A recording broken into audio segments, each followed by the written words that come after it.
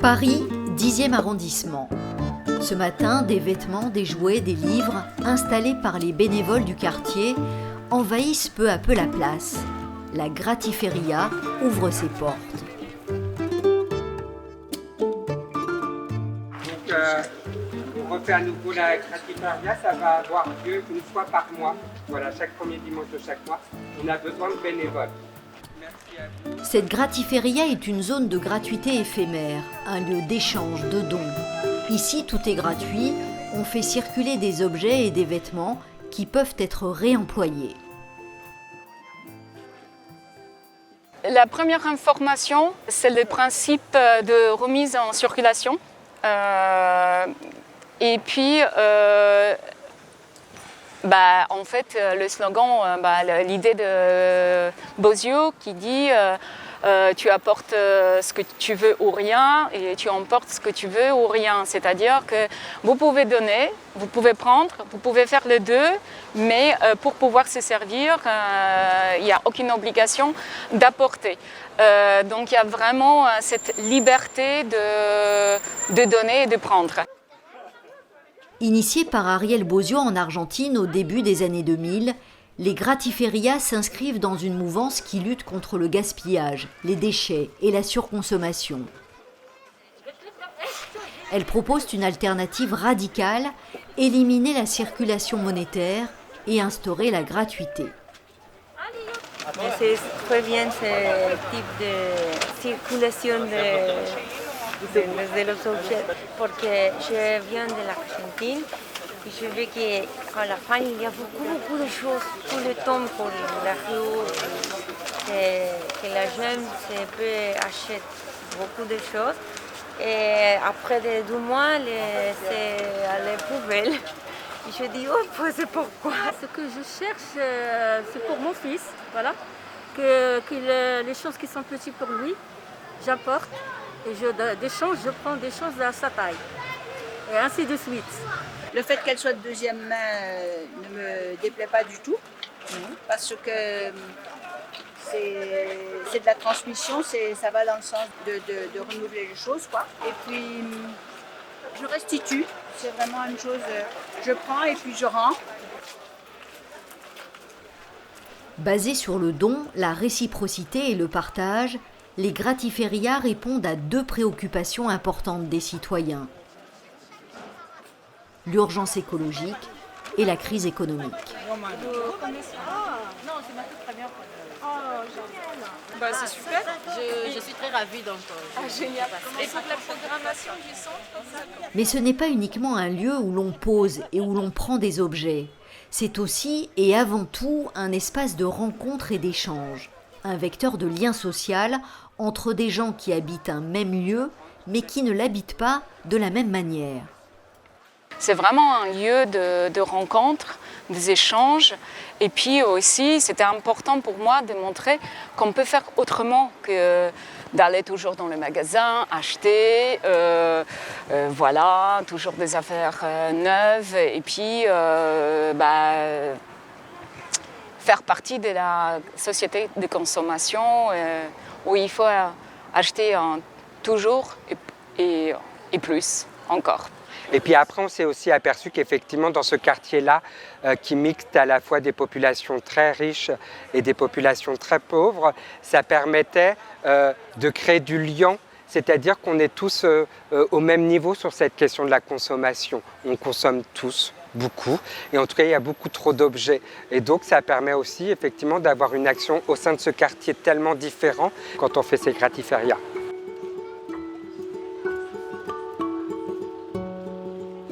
Objets et vêtements sont accessibles à tous car ils n'ont pas de prix. On ne vient pas ici pour acheter, mais pour donner une deuxième vie aux objets et pour les réutiliser. Environ 300 visiteurs participent à chaque gratiféria. Leur nombre est en constante augmentation, tout comme celui des initiatives permanentes, les magasins gratuits, qui ouvrent leur local plusieurs fois par semaine. Tous les ans, les 35 000 visiteurs de la boutique viennent prendre environ 150 000 objets pour les réemployer. À chaque ouverture, les bénévoles accueillent les nouveaux visiteurs et leur expliquent le fonctionnement avec bienveillance et humour. Bonjour, c'est la première fois que vous venez? Oui. Bah, écoutez, bienvenue. Bienvenue. Bah, écoutez, ici, c'est la boutique sans argent. Aujourd'hui, c'est 5 articles par personne. Vous avez donc, une fois que vous avez pris vos choses, vous venez ici. On a Bruce. Bruce qui est là pour vous accueillir. 5 choses. C'est pas 6, c'est pas 7, c'est pas 4, c'est 5 ou rien. 5 ou rien, attention. Attention. Premier sous-sol. Deuxième sous-sol. Les visiteurs n'ont pas tous les mêmes motivations. Redonner une deuxième vie aux objets, vider leurs placards, militer pour la transition écologique ou répondre à des besoins économiques. Les gens qui viennent ici, qu'est-ce qu'ils recherchent? Ceux qui n'ont pas les moyens, ils viennent parce qu'ils n'ont pas les moyens d'acheter, donc ils viennent trouver des objets, des vêtements.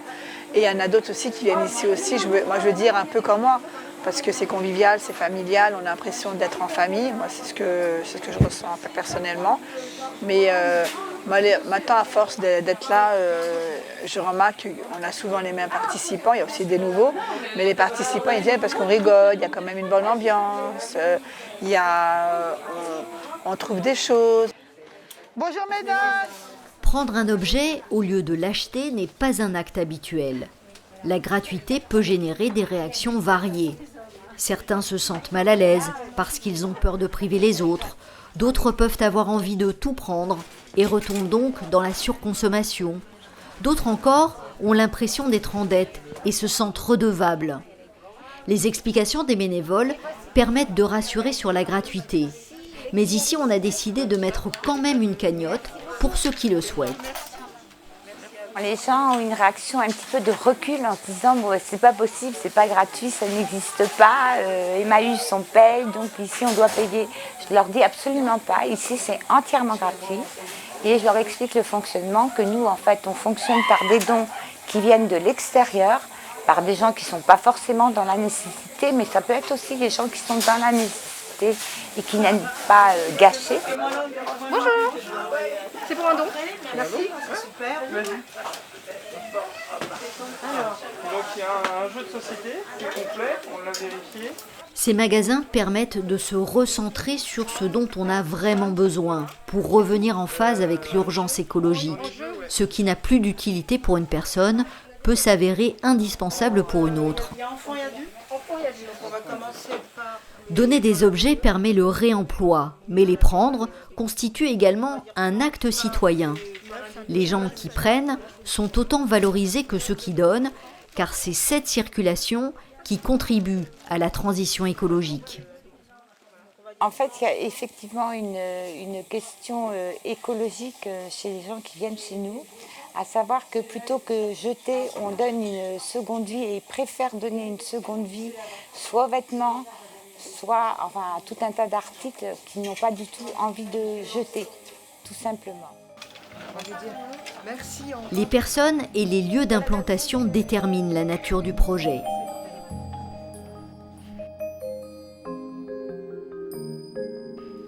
Pierrefitte, au cœur de la Seine-Saint-Denis. L'Inutile Utile, un magasin gratuit associatif, s'est installé dans cette maison de ville qui appartient à la mairie. Ici, on accorde une grande importance à l'accueil. Dans ce quartier, la mixité sociale est un enjeu majeur et l'écologie n'est pas une priorité des familles. C'est ce qui a motivé Sylvie et son équipe de bénévoles à monter le projet. Et on a ouvert en novembre 2016. Bon, au départ, c'est vrai que tout ce qui était, par exemple, on était écœurés de voir tout ce qui pouvait être jeté. Donc c'est vrai qu'on était très motivés pour que d'ailleurs le titre de notre magasin c'est l'Inutile Utile, donc le côté effectivement environnemental et ressourcerie, de récupération est aigu chez nous.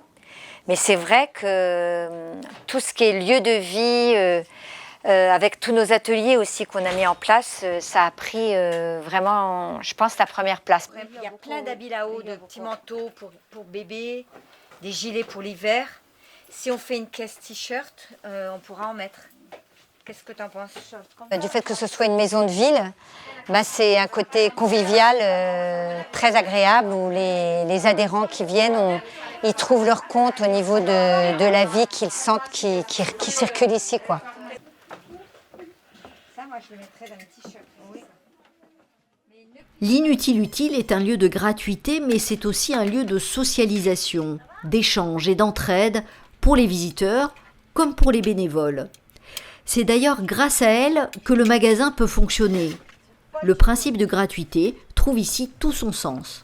Non, il faut mettre tout là. Ça, c'est pour le mettre en réserve. Ah, mais vas-y. Ça fait 3 ans que je suis bénévole ici et que j'accompagne donc Sylvie et puis toute l'équipe de bénévoles pour faire tourner le magasin. Et puis notre rôle aussi, en dehors des cours de français, c'est de les amener dans ces associations, leur faire découvrir toutes les associations dans lesquelles ils peuvent trouver de l'aide et puis surtout créer un lien social, faire des connaissances par les Français. Qu'est-ce qui fait que vous avez eu envie de rester? C'est l'ambiance, c'est les gens, oui, l'ambiance et surtout moi pour améliorer la langue française parce que je parle pas bien. Je trouve qu'avec ce groupe, je commençais à parler mieux. On pourrait réduire l'inutile utile à un rôle social. Mais Elisabeth fait aussi de la sensibilisation pour éveiller les consciences à la question écologique, pour modifier les habitudes de consommation et mieux comprendre les enjeux de la transition. On leur explique que c'est important que les objets aient une deuxième vie, qu'ils ne soient pas jetés, qu'il y a beaucoup de gâchis et qu'il y a aussi beaucoup de pollution liée à tous les vêtements qui sont fabriqués.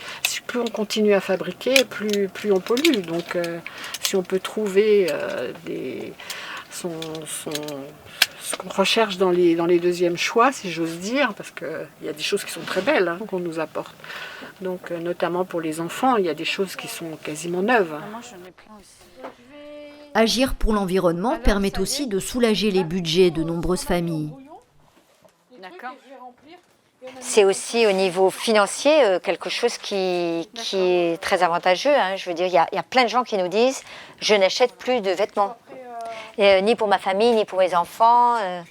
Donc ça aussi, le côté simplement d'une ressource supplémentaire pour la famille, ça vaut le coup, quoi. De nombreux visiteurs en situation précaire fréquentent les magasins gratuits. Grâce à leur esprit militant et convivial, ils sont moins stigmatisants que les lieux de distribution caritatifs ou d'aide sociale. Et pour être tous égaux devant la gratuité, on a mis en place des règles. À chaque fois qu'on est adhérent à l'association, on donne une carte de retrait. Et la personne, c'est compartimenté avec des semaines. Et la personne peut prendre jusqu'à 3 bâtons par semaine. Alors un bâton, ça peut représenter des choses très diverses.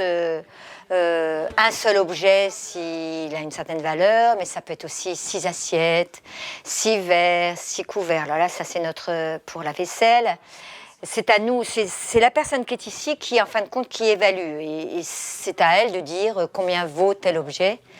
Et on lui fait confiance. Il est nécessaire de limiter le nombre d'objets que l'on donne et que l'on prend. Pour éviter les dérives induites par la gratuité, il faut aussi poser la question. Est-ce que j'en ai vraiment besoin? Est-ce que je peux partager avec d'autres? Pour généraliser ces pratiques de réemploi, tous les magasins gratuits proposent des ateliers ouverts au public.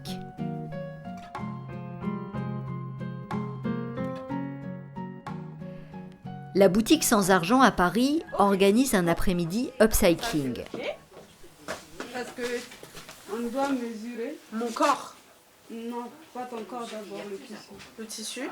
Ça, c'est totalement de l'upcycling avec ce drap que j'ai trouvé du coup à la boutique. Et franchement, en vrai, il y a vraiment beaucoup de matière dans les draps. Donc c'est vraiment les choses idéales pour faire de l'upcycling.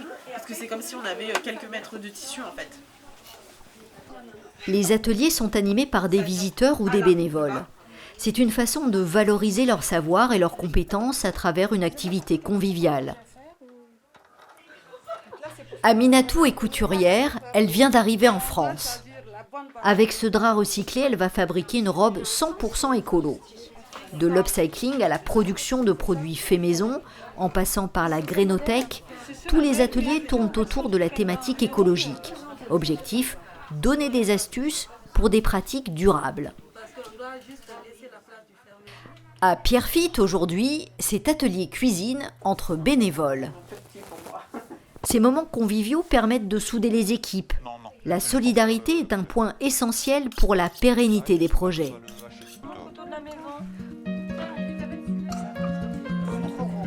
L'occasion de partager un repas, de se faire plaisir, mais aussi d'échanger sur le projet et les difficultés rencontrées. Car gérer un magasin gratuit, c'est aussi gérer des personnes, des bénévoles et leurs motivations, des visiteurs et leurs besoins. Mais ici, c'est vraiment... C'est avec des gens qui sont très bien. Et je vois des activités avec ma petite fille. Et je viens ici pour faire toutes les activités. Et je vais faire tout. Hein. On est bien ici. On dirait notre maison.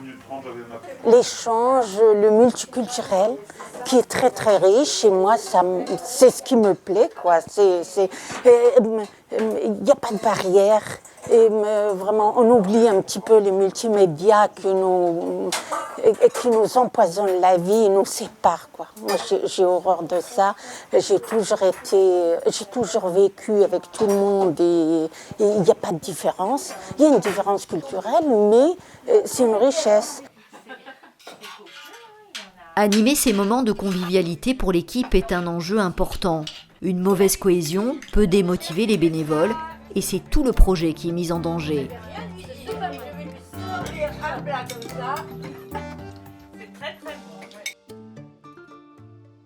À Pludunau, dans le nord de la Bretagne, plusieurs porteurs de projets se sont retrouvés au magasin gratuit 3 fois rien. Les discussions ont souvent porté sur une question récurrente, le problème des locaux d'accueil et de stockage des objets. Cette question est d'autant plus épineuse quand il n'y a pas de circulation d'argent. On avait un local à disposition qui était tout petit et du coup ça nous permettait de faire les ateliers, mais on était obligé de limiter les groupes parce que c'était vraiment pas très grand. Et après le Covid est arrivé, donc on a tout arrêté. Et quand on pouvait reprendre un peu, la mairie qui nous avait mis à disposition ce local nous dit on a besoin du local. Le plus dur, c'est le local. C'est ça. Et là, on s'est dit, il faut qu'on vide tout. On a été 16 mois sans local. Nous, c'est pareil, ils nous avaient promis 200 mètres carrés. Ils ont fait un local neuf pour le service technique et ils nous ont donné un bout de l'ancien. L'appui des collectivités territoriales est important pour la viabilité des magasins gratuits. Souvent, elles mettent à disposition des locaux et peuvent en retour se prévaloir d'une vitrine verte. Il faut absolument que nous, les mairies, on puisse les accompagner pour que ça se développe et qu'on soit aussi dans cette ligne de conduite, qui est aussi une ligne de conduite politique. Il faut aussi donner un sens à l'écologie et par cette association-là, je pense qu'il y a un vrai sens. L'autre question récurrente, c'est de faire comprendre les enjeux de la gratuité. Et ce qui est marrant, c'est qu'on retrouve on a les mêmes. On a exactement les mêmes. Je sais pas si elles sont pas parties. Il y a des gens qui viennent dans le magasin et qui nous demandent en sortant, je vous dois combien ?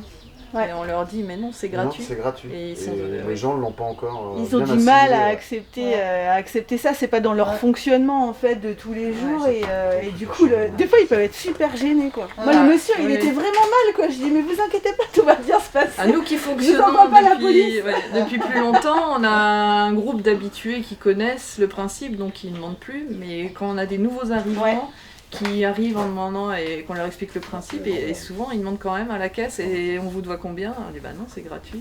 Je dis mais si vraiment vous voulez donner quelque chose, on a une petite tirelire, ça nous permet d'acheter des mobiliers pour le magasin. C'est vrai qu'il y en a au début qui sont surpris. C'est clair. Mais ça va rentrer dans la tête des gens petit à petit, il faut que ça fasse tout. La gratuité en fait on en fait tous. et toutes dans nos vies privées, dans nos espaces privés. Et dans ce magasin, en fait, ce qui advient, c'est que cette gratuité, elle trouve un lieu dans l'espace public où elle peut se donner à voir, elle se met en acte. Et d'ailleurs, ça interpelle beaucoup les gens quand on dit que c'est gratuit, sont toujours interpellés parce que il y a plusieurs ordres de raisons, mais la principale, c'est qu'on n'est plus habitué en fait à être dans des espaces non marchands et que tout se marchandise, tout a un prix. Et finalement, dans ces lieux, on montre qu'on peut aussi être dans des formes de consommation, parce que c'en est une, mais c'est une consommation de base par rapport à ses besoins, qui n'a pas de prix. Et donc, c'est des objets qui n'ont pas de prix, ça ne veut pas dire qu'ils n'ont pas de la valeur.